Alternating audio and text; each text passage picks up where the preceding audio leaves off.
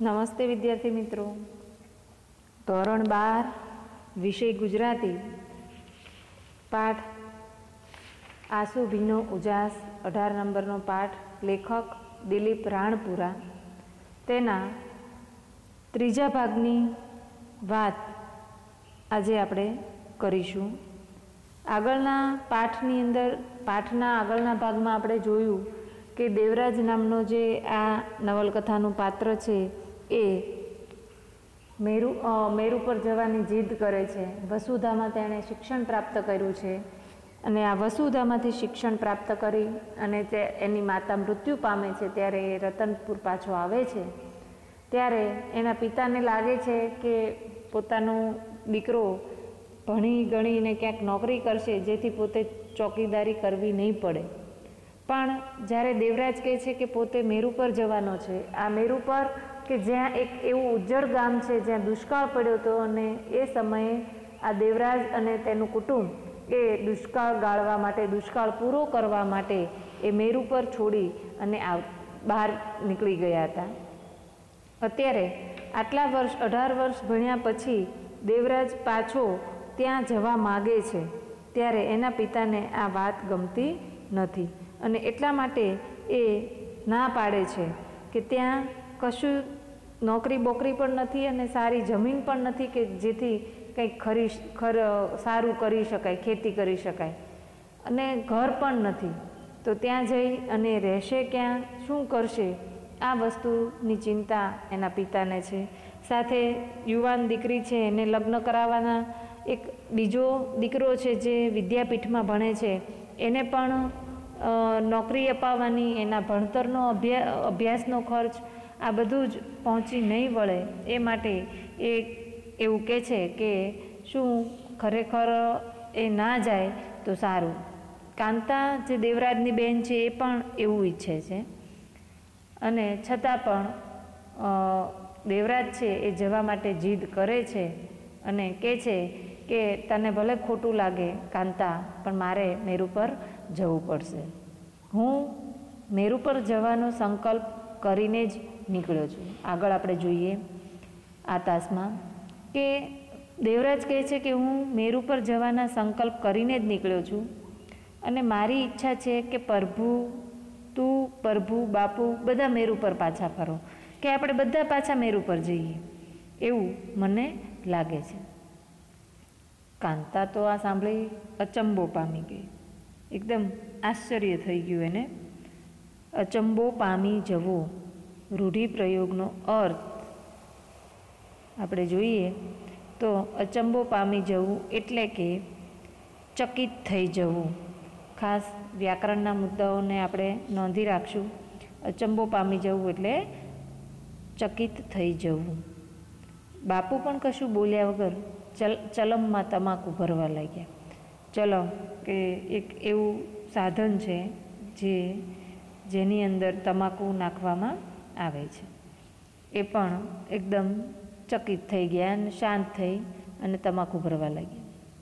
સાંજે વાળું કર્યા પછી બાપાએ કહ્યું, હું જાઉં છું. વાળું શબ્દ સમૂહ માટે એક શબ્દ, રાત્રિનું ભોજન એને વાળું કહેવામાં આવે છે. તો રાત્રે જ્યારે વાળું કરે છે, બધા જમે છે, જમ્યા પછી દેવરાજના પિતા કહે છે કે હું જાઉં છું. એ પોતે ચોકીદારીનો ધંધો, ચોકીદારીની નોકરી કરતા હતા એટલા માટે. અને બાપાએ ખભે ધાર્યું મૂક્યું. અત્યારે એમની ચાલ અક્કડ થઈ ગઈ હતી. શા માટે અક્કડ થઈ જવી? અક્કડ થવી એટલે મગરૂરીથી ટટ્ટાર ચાલવું. રૂઢિપ્રયોગનો અર્થ છે કે અક્કડ થઈ જવું એટલે કે મગરૂરીથી ટટ્ટાર ચાલવું. શા માટે? હવે એને ખ્યાલ આવ્યો હતો કદાચ કે દીકરા ઉપર જે આશા રાખીને પોતે બેઠા છે એ વ્યર્થ છે. પોતે જે નોકરી કરે છે એમાંથી જ પોતા નિર્ભર રહેવાનું છે અને એટલા માટે ધાર્યું એટલે કે એક જાતનું એક એવું હથિયાર છે, એ હથિયાર ખભા ઉપર નાખે છે અને તરત જ એ ત્યાંથી નીકળી પડે છે. એક સામટા એટલે કે એક સાથે ઘણા બધા 10 વર્ષ એક સામટા ઘટી ગયા એવું લાગે છે. અને આમ ઊભા થાય છે અને એને ખ્યાલ આવી જાય છે કે હવે મારે જ મારું જીવન એ સ્વ આત્મનિર્ભર મારે જ બનવાનું છે. અને દેવરાજને વિચાર આવ્યો કે બાપુ આ શહેરમાં હવે લાંબો સમય લેશે તો એ સાવ ભાંગી પડશે.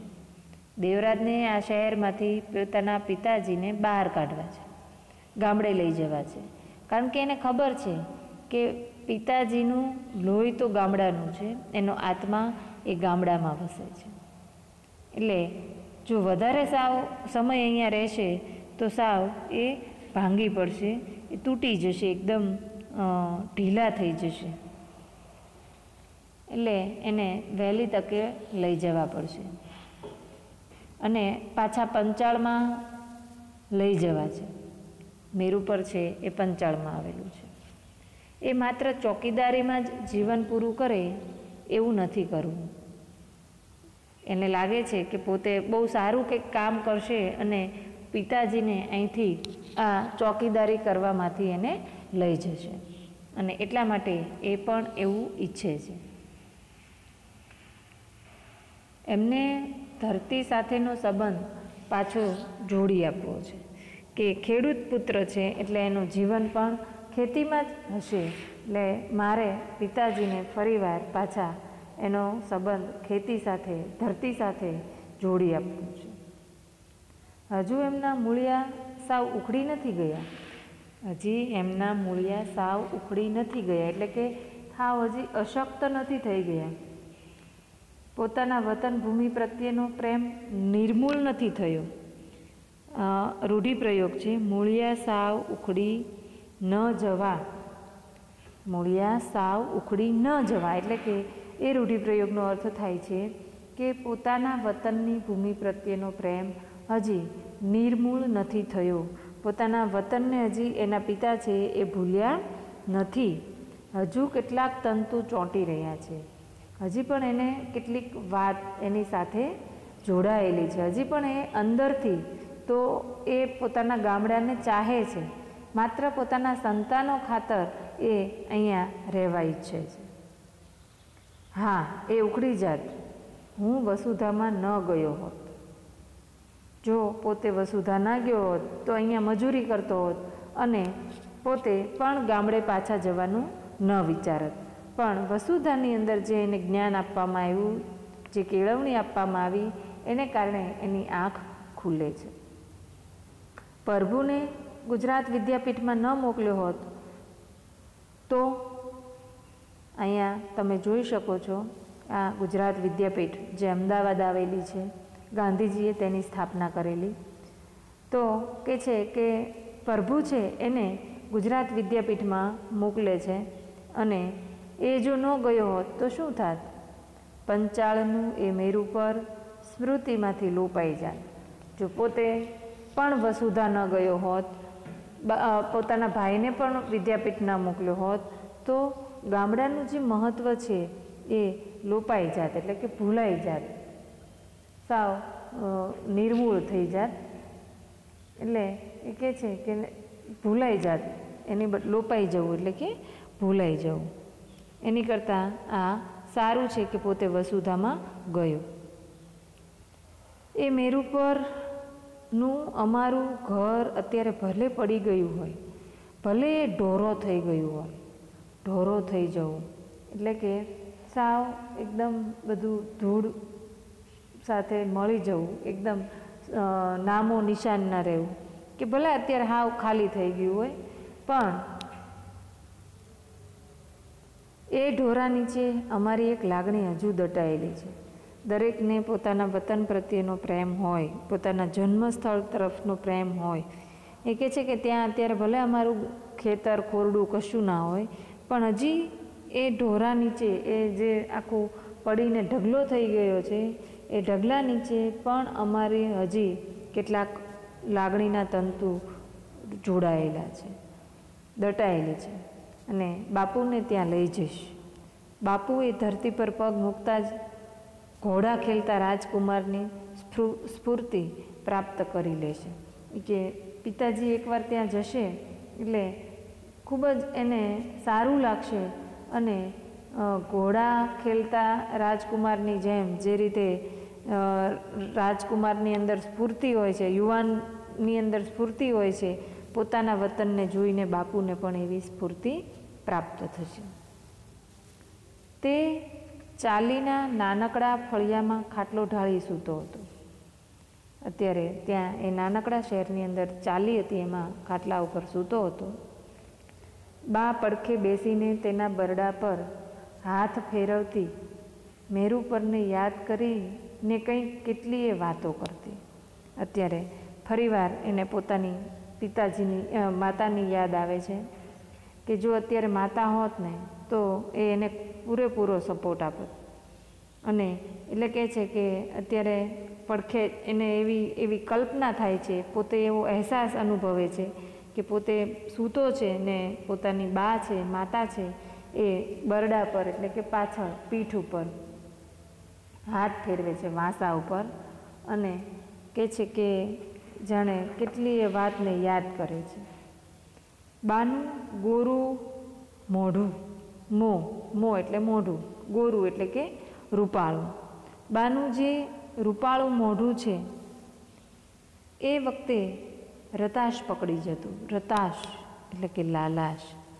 ગામની વાત આવતી ત્યાં બા પણ એકદમ લાલ થઈ જતી, આમ એકદમ ગમતું એને. એનો પડછંદ દેહ, પડછંદ એટલે કે કદાવર,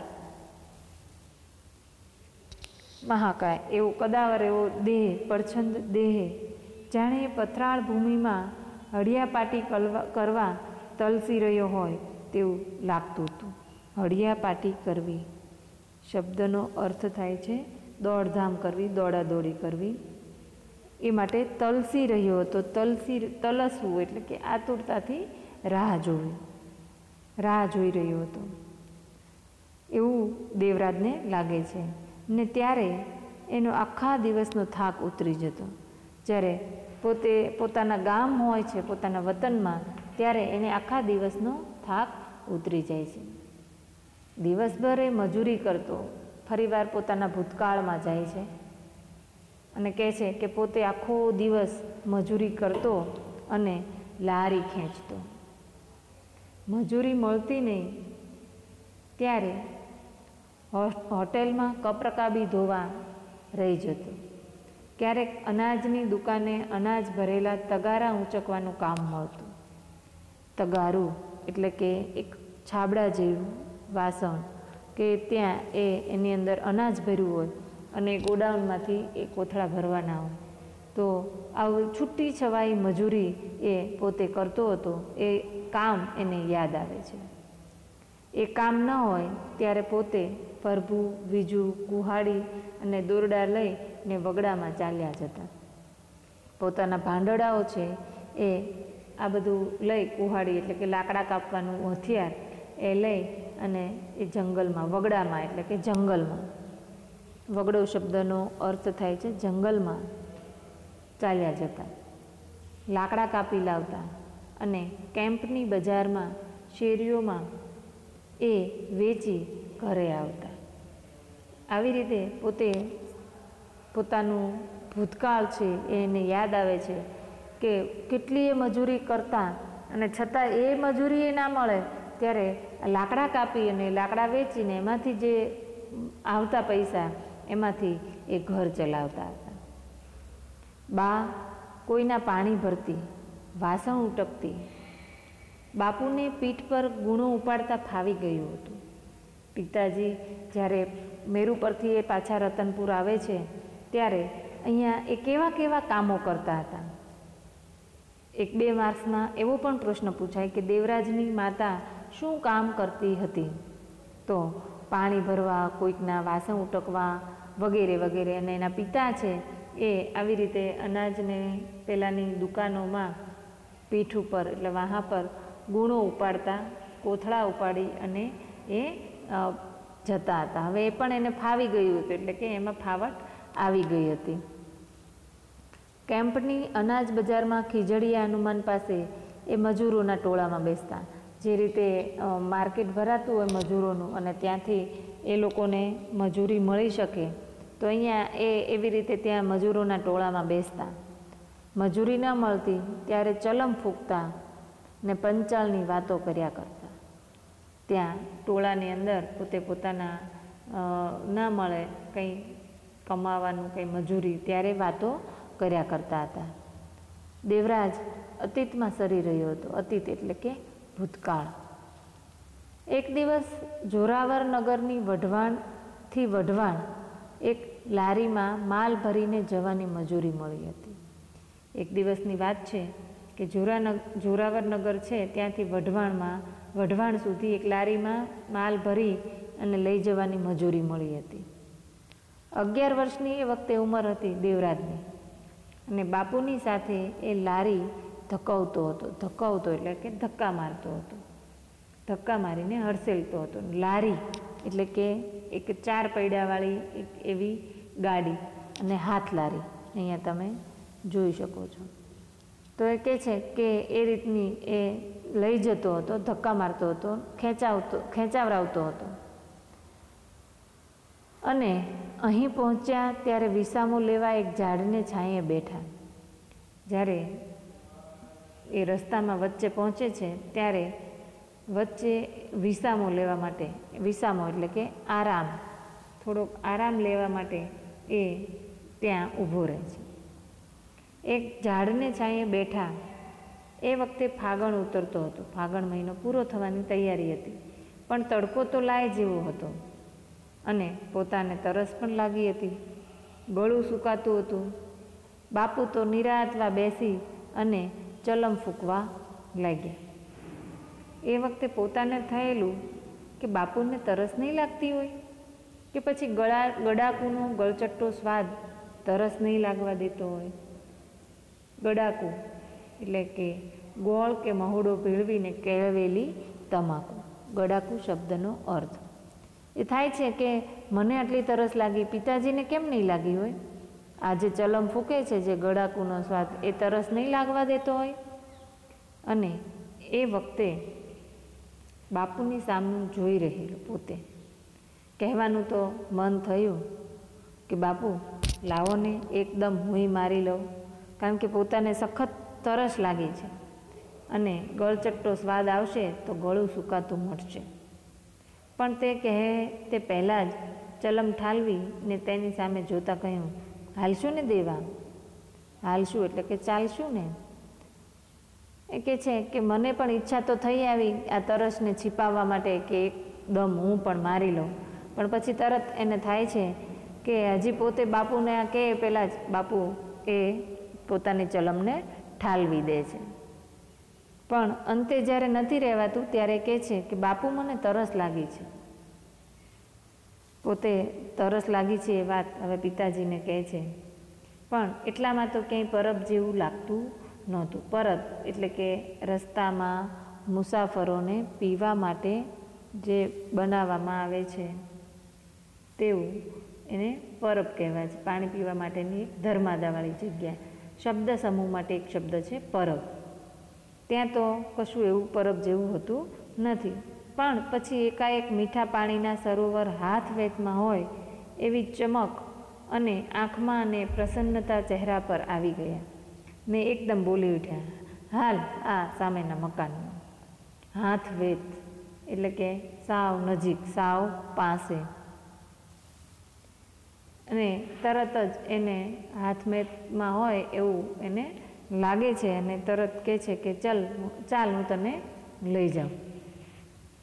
એના આંખમાં એકદમ ચમક પણ આવી જાય છે અને પ્રસન્નતા પણ આવી જાય છે. એ દેવરાજનો હાથ પકડી અને સામે જે મકાન દેખાતું હતું ત્યાં દેવરાજને લઈ જાય છે. પણ એ તો દેવરાજ અચકાયો. અચકાવવું એટલે કે ક્ષોભ અનુભવવું. અચકાવવું એટલે કે ક્ષોભ અનુભવવું. દેવરાજ ક્ષોભ અનુભવે છે મકાનને જોઈને. એ કંઈ પારકું ઘર નથી. પારકું એટલે કે બીજાનું, કોઈ બીજાનું ઘર, અન્યનું પરાયું ઘર નથી આ. તો આપણું કોઈ સગું ત્યાં કોણ રહે છે? દેવરાજે વિસ્મય પામતા પૂછ્યું કે તો આ મકાનમાં કોઈ આપણું સગું રહે છે? તમે એવું કહો છો પારકું નથી તો? ના, ત્યાં કણે નિહાળ છે.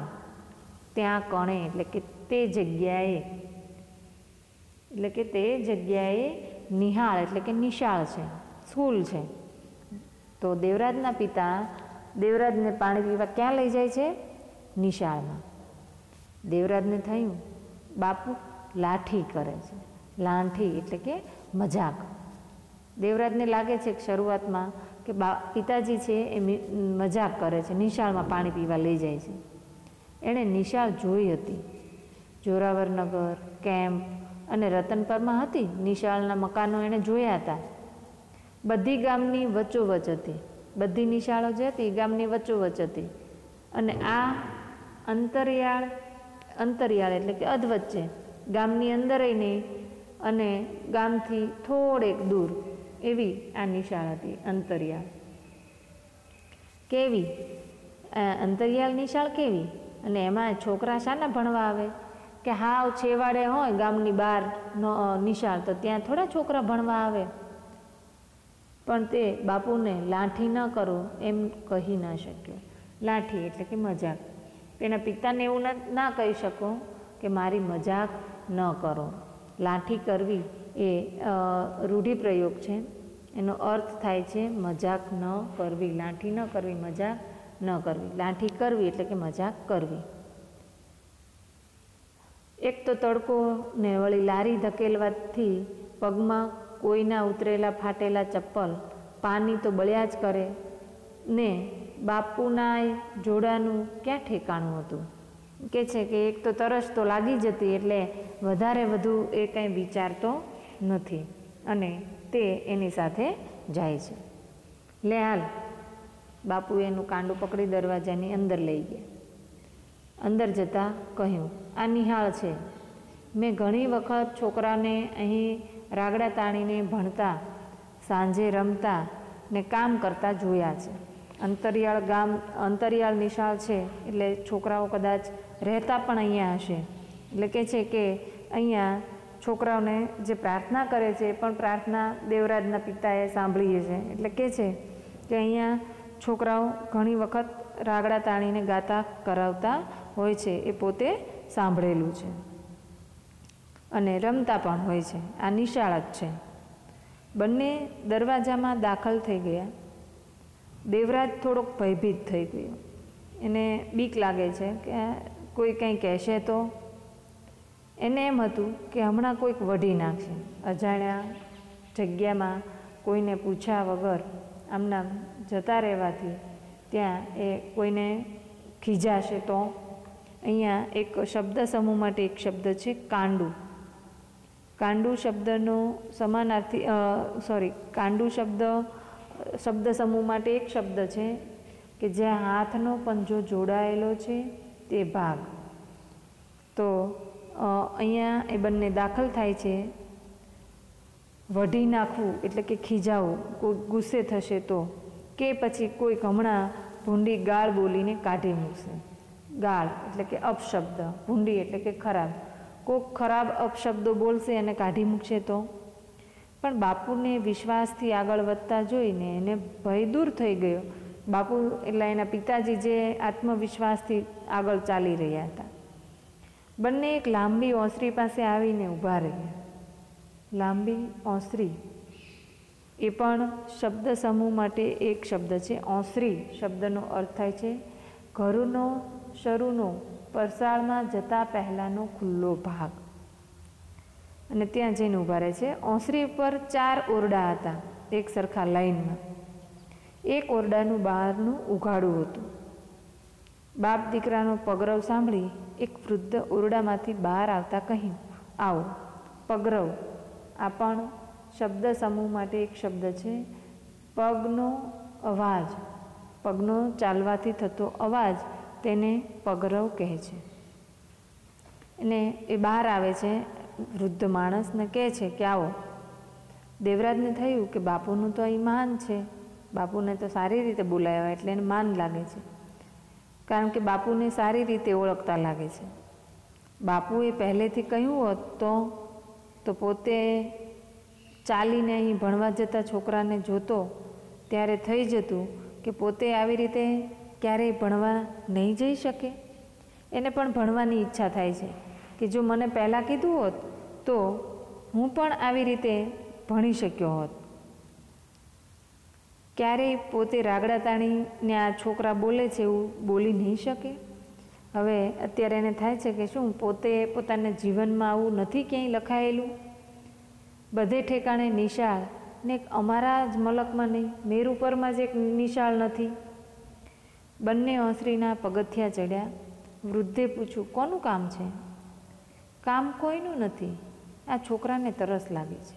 એ કહે છે કે દેવરાજના પિતા સાચી હકીકત જણાવે છે કે આ બાળકને ભૂખ લાગી છે, મારા બાળકને એટલે તરસ લાગી છે, બાકી કામ કોઈનું નથી. વૃદ્ધના મોં ઉપર સ્મિત આવ્યું. એકદમ સરળ સ્વભાવના છે, એકદમ સ્મિત એને આવી જાય છે અને સ્માઇલ આપે છે. અને એ સ્મિતની સરખામણી કરવા જેટલી પોતાની ઉંમર કે સમજ નહોતી. એ દેવરાજને યાદ આવ્યું કે શા માટે હસ્યું. એ વખતે એની ઉંમર એવી નહોતી. પણ એ સ્મિત એ વખતે ભર ઉનાળે ઠંડા પાણીથી ભરેલા માટલા જેવું હતું કે એને તો બીક જ હતી કે ખરેખર પોતાને કોઈ ગાળ આપી એને કાઢી મૂકશે કે કહેશે કંઈ, પણ એની બદલે એને સારી રીતે આવકારો મળ્યો. એટલે એને તો અત્યારે ઠંડા માટલા જેવું જ ભર ઉનાળે હોય એવું એને લાગ્યું. શું નામ તારું? વૃદ્ધે પૂછ્યું. દેવો. દેવો નહીં, દેવાભાઈ કહે. એનું નામ દેવશી છે, પણ એની આંખમાં જે તેજ છે એનાથી તો એને હું દેવરાજ જ કહીશ. પિતા થોડાક ધમકાવે છે, ખીજાય છે અને કહે છે કે દેવશી એનું નામ છે. પણ આ વૃદ્ધ માણસ છે કહે છે કે આ બાળકની આંખોમાં જે તેજ છે ને એ જોઈને હું એને દેવરાજ જ કહીશ. અને પછી તેના ગાલે ટપલી મારી અને કહ્યું, ગમશે ને આ નામ? એકદમ આશ્ચર્યથી પ્રેમથી ટપલી મારવી એટલે કે થાપટ મારવી સહેજ. અને પૂછે છે કે તને આ નામ ગમશે ને દેવરાજ? દેવશી સંકોચાઈ ગયેલો. દેવરાજ છે સંકોચાઈ જાય છે, શરમાઈ જાય છે. આવો રૂપાળો ચોખ્ખો માણસ પોતાના ખરડાયેલા ગાલને કશી સૂગ વગર હસીને ટપલી મારે એના માટે ઓછા અચંબાની બાબત હતી નહોતી. એટલે કે આટલો ચોખ્ખો માણસ સંકોચાય છે. શા માટે? કે આટલો ચોખ્ખો માણસ અને પોતે ખરડાયેલો મેલો ઘેલો, કશી એટલે કોઈ પણ પ્રકારની સૂગ વગર, કશી એટલે કોઈ પણ તળપદો શબ્દ છે. સૂગ એટલે કે અણગમો. સૂગ શબ્દનો અર્થ થાય છે અણગમો. કે આટલો ચોખ્ખો રૂપાળો માણસ, સ્વચ્છ માણસ, પોતે તો કેટલો મેલો ઘેલો અને ગંદા કપડાં પહેરેલા, ગાલ ખરડાઈ ગયેલા, નાયા ધોયા વગરના, અને એવા માણસ પોતાના હાથે આ બાળકને ગાલે ટપલી મારે એ આશ્ચર્યની વાત હતી. અચંબામાં પડી જાય છે. અચંબો પામી જવો એટલે કે આશ્ચર્યચકિત થઈ જવું, એને એવું લાગે છે. મા બાપના હિતની જગ્યાએ મૂકી શકાય એટલો હેતાળ એ સ્પર્શ હતો. પોતાના માતા પિતા જે રીતે એને હાથ મૂકે એ રીતનો એમાં સ્પર્શ હતો. શું ભણે છે?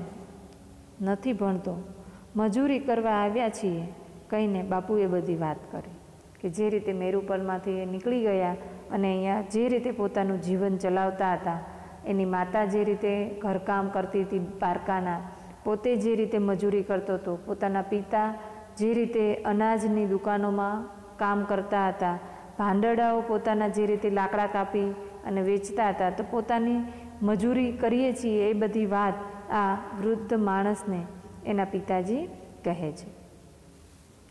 ત્યાર પછીની આગળની વાત જોઈએ એ આપણે પછીના તાસની અંદર જોઈશું.